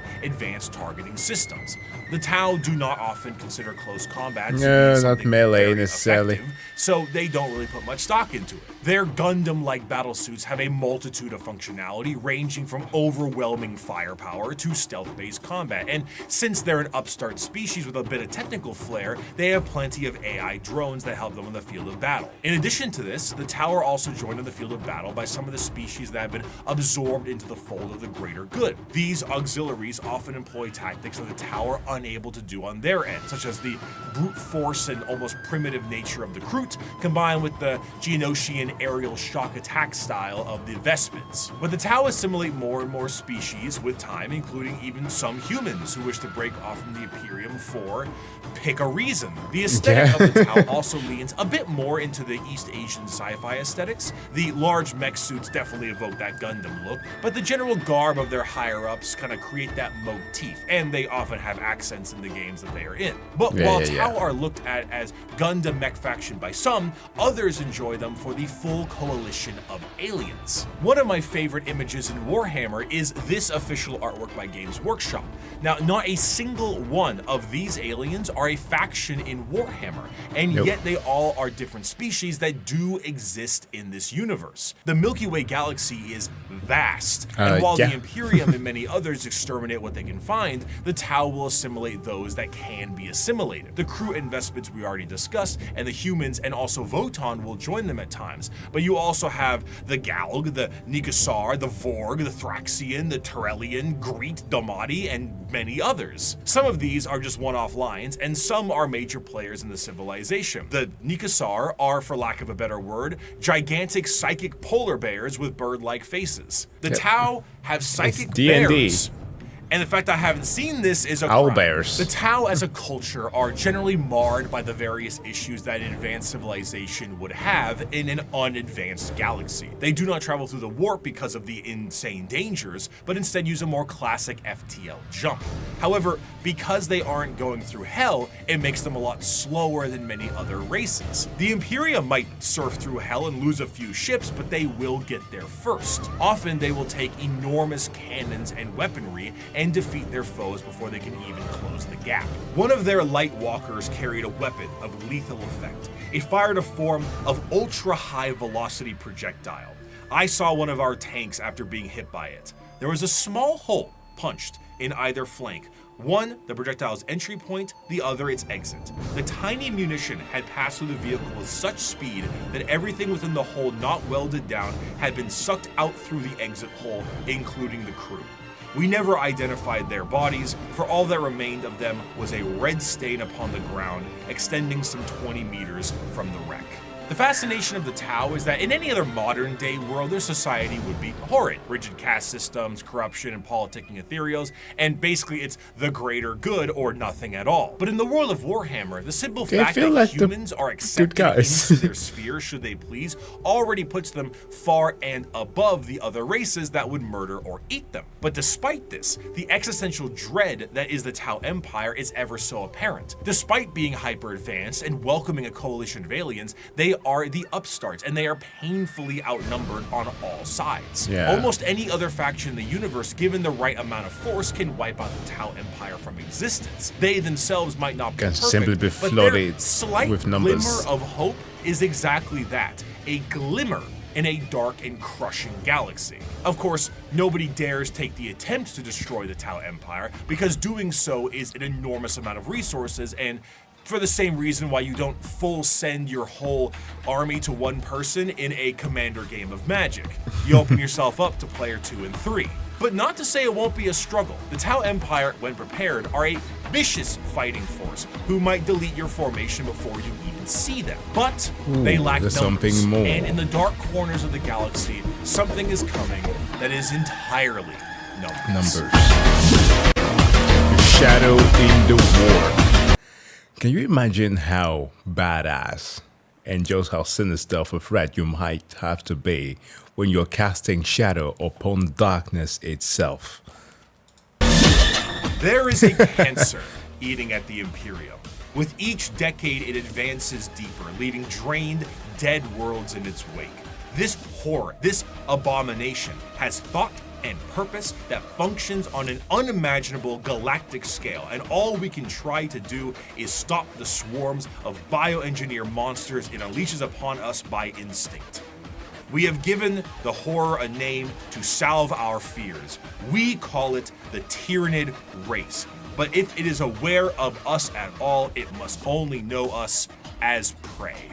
The conflicts of Warhammer 40k are chaotic enough with the sheer volume of violence that exists in the confines of the Milky Way. However, there is a threat to the galaxy that extends beyond our known galaxy that is creeping ever closer and cannot be negotiated. On all fronts. What drew them to the galaxy is unclear. It may have been the light of the Astronomicon itself, like a moth to a flame. It could have been a Xenos device detonated in the Horus Heresy. It could have been that they were done eating the Andromeda galaxy and they had come to take ours. Or they might be running from something far, far worse. Shit. Regardless of the why, If it's Andromeda, the then where, it's bad. when it came to the first official contact with these creatures, was the planet of Tyran. This is the site where the Imperium encountered a fleet of these creatures before being utterly torn to shreds. Thus, these creatures became known as the Tyranids. There is plenty of evidence that the Tyranids have been lurking in our galaxy for years beforehand, but this was the first true instance of their presence being fully known. Unlike other creatures in the realm of 40k that can be talked to, captured, or negotiated with,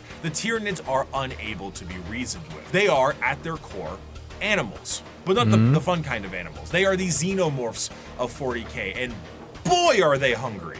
They are instinctively hardwired to either kill or be killed, and they are an unrelenting force due to this. However, just because they don't talk outwardly doesn't mean they don't communicate with one another. The true horror of the Tyranids is found in their driving force, the hive mind. 3, 2, 1. Hot in here by Nelly. That's what I guessed.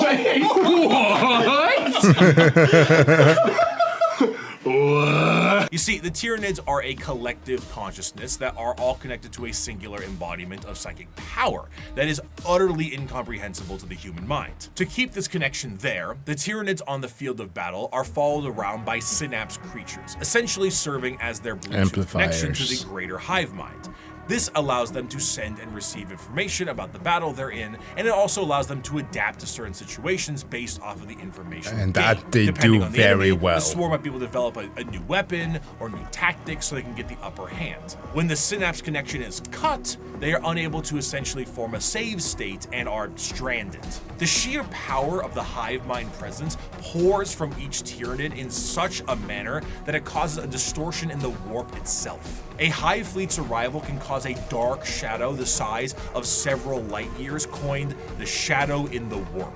This shadow prevents any usage of the warp, or at least makes it exceptionally difficult. Communications shut down due to astropaths being unable to talk. Ships cannot freely enter the warp, and even creatures with a warp sensitivity feel an immense dread due to it. It causes everything to just kind of sit dead, like at a buffet counter waiting for the afternoon meal rush. The Tyranids meander through the galaxy in these gigantic hive fleets that are fueled by bioships, and these ships contain birthing pools for Tyranid armies and more ships.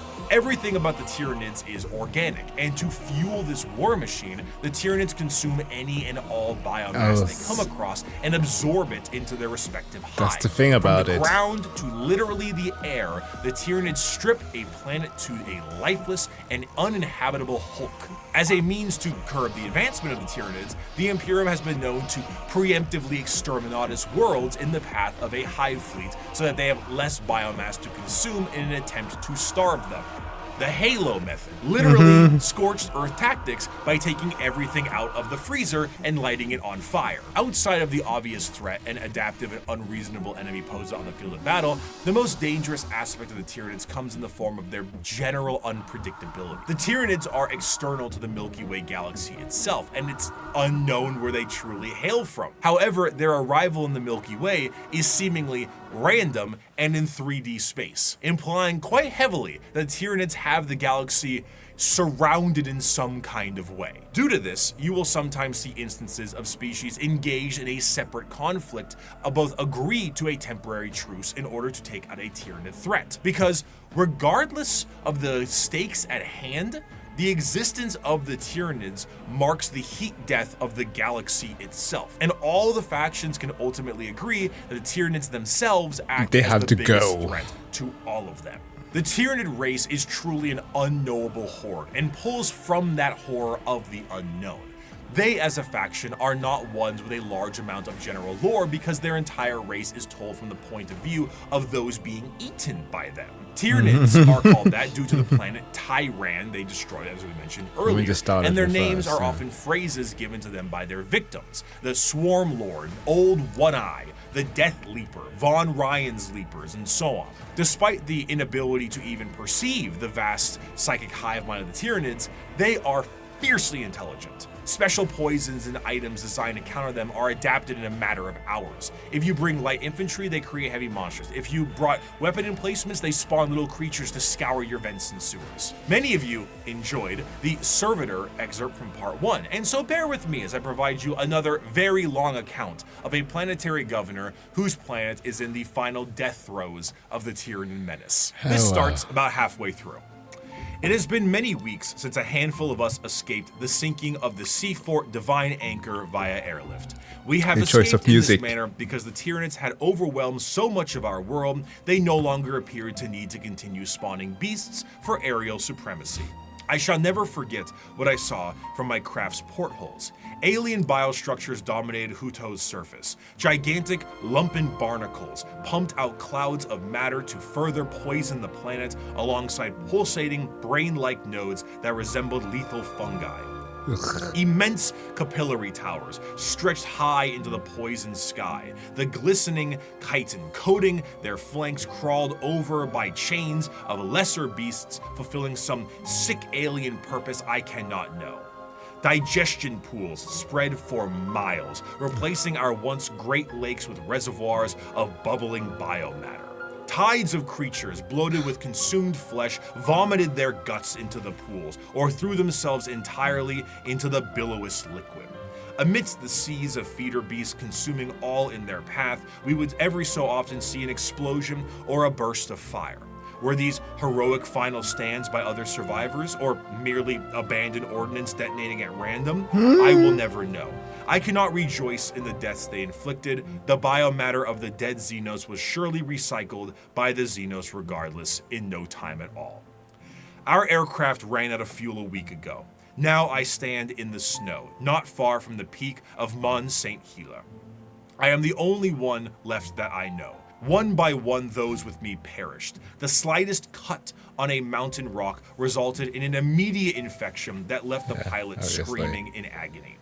Her co-pilot fired the shot that ended her torture, and my senior aide threw himself from a ledge, the reality that there was no escape hitting him. I have no idea what happened to my chief medicae. Others were slain by lone beasts the rest of us were unable to kill or drive away. A justly deserved end will soon be mine.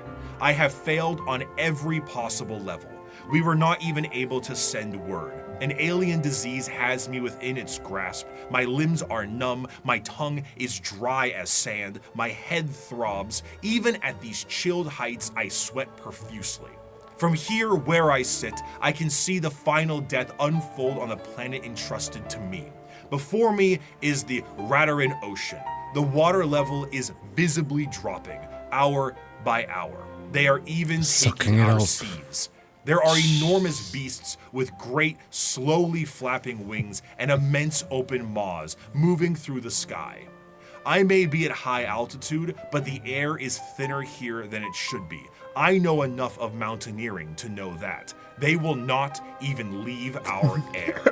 There is an isthmus I can see, upon which is sat one of the Xenos capillary towers. Now I believe I can tell what they are truly for.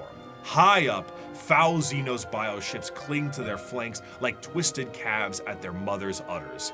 They are feasting, I am sure, hungrily filling themselves to burst on the hideous gruels that are what remains of my people. I have witnessed the planet's death from sinister start to hideous conclusion. I see the power of our foe, and though I have shown boundless weakness these past months, I do not see how we could ever have won. If this is any sort of good news, it seems that absolutely disgusting. And then there are those few cases where they are actually then corrupting an individual in the form of a Genestealer cult and actually making you love the process. Something that might be an inadvertent repellent effect on the Tyranids is chaos. Chaos and chaotic energies offer no nourishment to the Tyranids, they cannot eat that. And the presence of rifts and warp storms work as a means to starve out the Tyranid fleet. The Tyranids, of course, are attempting to adapt to this, but it seems that even at the most primal core of the galaxy itself, Chaos agrees that these dinner guests are not welcome in any way, shape, or bioform. In the end, though, the Tyranids represent the final fears of the galaxy itself. Despite the goals to conquer the galaxy as a whole, the remainder of the universe may very well be dead and derelict space. Instead of endless worlds and solar systems, it may just be bones and ash. The tendrils of the hive mind have wrapped themselves around the galaxy, and the only thing that's guaranteed is that dinner is served. However, the Tyranids are not simply the unending hordes of bugs. Beyond the more general buffet tactics of the force of the Tyranids, the hive mind has a more secretive and dangerous means of planetary conquest in the form of something a bit more terrestrial. Ah, here we go. General upheaval and revolution. However, though the idea of a societal revolt for the good of the populace is an admirable thing, these leaders have the nefarious intent of the hive mind itself. These are the downtrodden and the oppressed, the revolutionaries to a better cause, the heralds of the Star Children. These are the...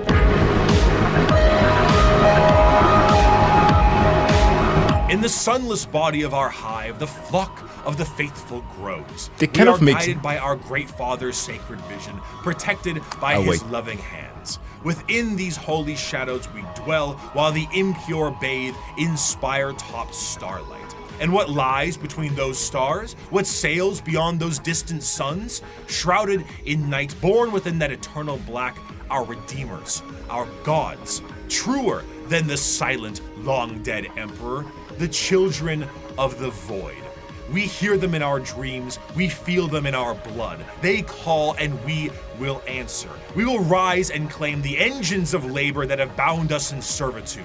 This world will burn. It will be cleansed, purified, made ready, and the heavens will deliver our reward. It kind of makes Slanesh feel cute sometimes. The ground zero of a Genestealer cult comes in the form of the Genestealer itself.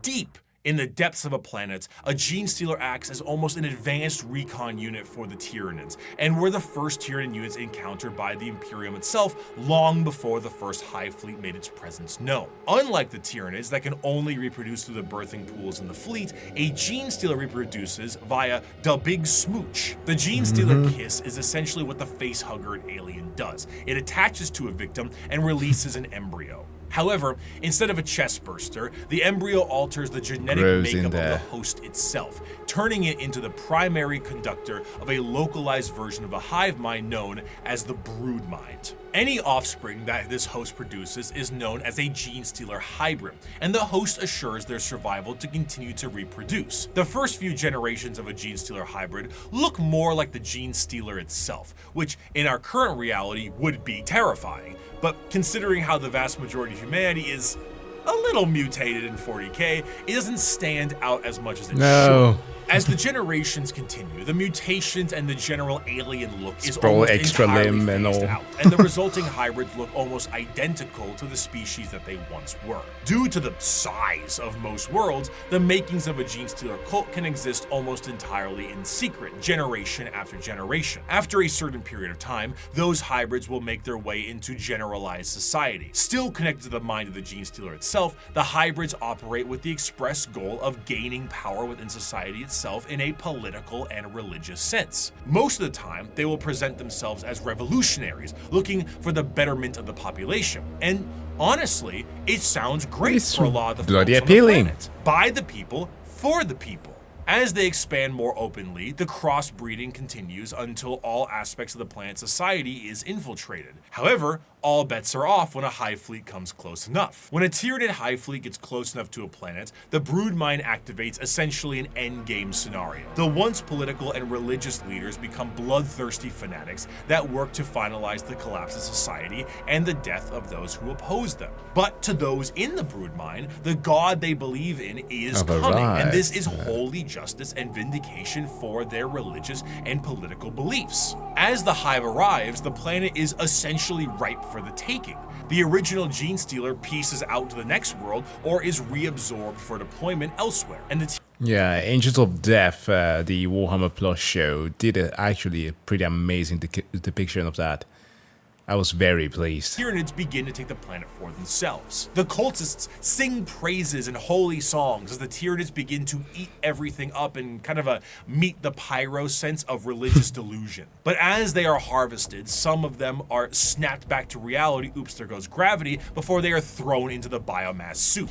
For a fleeting second, They see that this was all a ruse to consume the world and that their false gods were a bunch of hungry bugs. The cultists essentially put the checkerboard dining cloth on the table for them and invited them for a feast. Due to the constant redeployment of Genestealers, there are known cults that pop up across the Imperium itself. Some of the more well-known ones are the Cult of the Bladed Cog or the Rusted Claw, but there are hundreds, if not thousands, of different cults that keep popping up all over the galaxy as the Genestealers spread. And due to their covert means taking over the planet, they are not generally viewed to be a threat until it is far too late. And due to the know-how of Genestealers, they tend to be predatory to those in the lower classes of a given planet. The Genestealer cults overall have really come into their own, commercially and artistically. They have very much embraced the revolutionaries aesthetic and crafted a fascinating method in doing so. It's this great combination of this pseudo-Marxist Bolshevik uprising mixed with the hills have eyes in the populace. What's particularly enjoyable about their uprising is that often from their point of view, the reasons they have are extremely justified. Most of the members of the GSC are the extremely impoverished and menial laborers of the Imperium, who honestly wouldn't need an alien presence to provide a manifesto on reasons to revolt. Their weapons are all makeshift and often involve things like mining lasers, drilling saws, demolition charges, giant stop signs. Their political machinations work quite well, as the cult ends up being really good at assassination, especially when you have a third arm holding a pistol beneath all those robes. They're a faction rife with fascination and culture, and their plans are generations in the making, to the end goal of being thrown right back into the soup by the star children they prepared the world for. And those are the threats to the galaxy now. The degradation of almost every species is now behest by the Tyranid menace, and all of the infighting between each and every single one of them will be their undoing. The world of Warhammer is a bleak and horrendous one, and that is in its own right the charm. It is so large, so vast, so absolutely horrendous and insane, and yet is treated with 100% severity and seriousness. In the beginning of part 1, I gave you an abridged and different opening to the Warhammer world, the grim darkness of the far future, and I leave you with this part 2 with the full quote itself. It is the 41st millennia. For more than 100 centuries, the Emperor has sat immobile on the golden throne of Earth. He is the master of mankind by the will of the gods, and master of 1,000,000 worlds by the might of his inexhaustible armies. He is a rotting carcass writhing invisibly with power from the dark age of technology. He is the carrion lord of the Imperium, for whom 1,000 souls are sacrificed every day so that he may never truly die. Yet even in his deathless state, the Emperor continues his eternal vigilance. Mighty battle fleets across the demon-infested miasma of the warp, the only route between distant stars, their way lit by the Astronomicon, the psychic manifestation of the Emperor's will. Vast armies give battle in his name on uncounted worlds. Greatest amongst his soldiers are the Adeptus Custodesd, the Space Marines, bioengineered super warriors. Their comrades in arms are Legion, the Imperial Guard, and countless planetary defense forces, the ever-vigilant Inquisition, and the tech priests of the Adeptus Mechanicus, to name only a few. But for all their multitudes, they are barely enough to hold off the ever-present threat from aliens, heretics, ever-shrinking Bricky, and worse. To be a man in such times is to be one amongst untold billions. It is to live in the cruelest and most bloody regime imaginable. These are the tales of those times. Forget the power of technology and science, the part that everybody for so remembers. much has been forgotten, never to be relearned. Forget the promise of progress and understanding, for in the grim darkness of the far future, there is only war. There is no peace amongst the stars, only an eternity of carnage and slaughter and the laughter of thirsty gods. Thank you so much for watching. I hope you have a wonderful rest of your day. Wonderful. That was amazing. A colossal effort on his part though, because I don't know how long it might take him to write these, because obviously it's not just bullet points and notes that you have to write down. It's a full-blown script, and it was magnificently delivered, especially because we got that notification there with the entire Discord pop-ups. Amazing job, dude. Thank you so much, Bricky, for reminding us just how awesome and insane this bloody universe that we all enjoy is. And yeah, I'm just looking for more. Anyways, I hope that you enjoyed watching this reaction. It was a bit more of, you know, of a greater undertaking this time around. I decided not to split it in 2 parts, which I guess would have been a bit more entertaining on my part though. But hey, I guess this time you will not have to wait for a part 2. Anyways, that being said, guys, thank you so much for checking out this video. Please do, of course, make sure again to go and subscribe to Bricky's channel. And if you like this one, don't forget to do the same. We shall have a wonderful day. See you guys in the next one. Bye.